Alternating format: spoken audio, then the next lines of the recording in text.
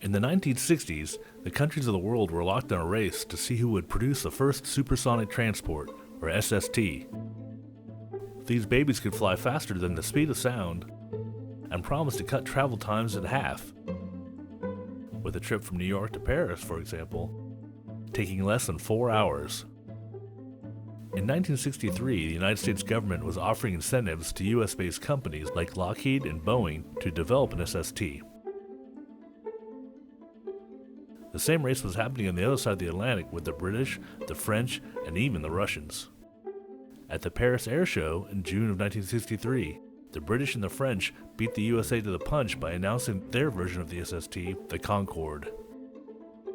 To make matters worse, Juan Trippe, CEO of Pan-Am Airlines, announced that they would be purchasing the foreign Concordes rather than waiting for the good old American ones. This infuriated Kennedy, and he put in a phone call to his Secretary of the Treasury, C. Douglas Dillon, to have Trippe put the kibosh on the deal. Well, I think you ought to call him up, Doug, and say that we're goddamn sure about this. He knew the United States. My God, I had it in my speech for tomorrow.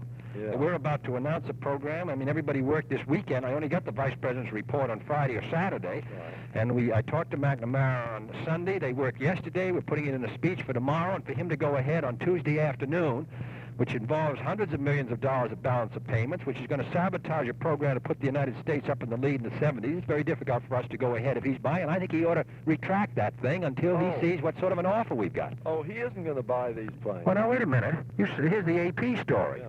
Pan American World Airways announced today it has ordered 6 new Concorde supersonic jet transports. Well, I mean, Christ, he's buying them. No, he isn't going to buy them. I saw the contract, and... well, I think he ought to put out a statement that he's not buying them. He has an option to buy them. Well, except, you see, that isn't the way the announcement reads. I see the announcement reads differently, but I read the contract, which you showed to me a week ago, and he has... Well, why don't they... You better... He has the right to pull out for $1.5 million.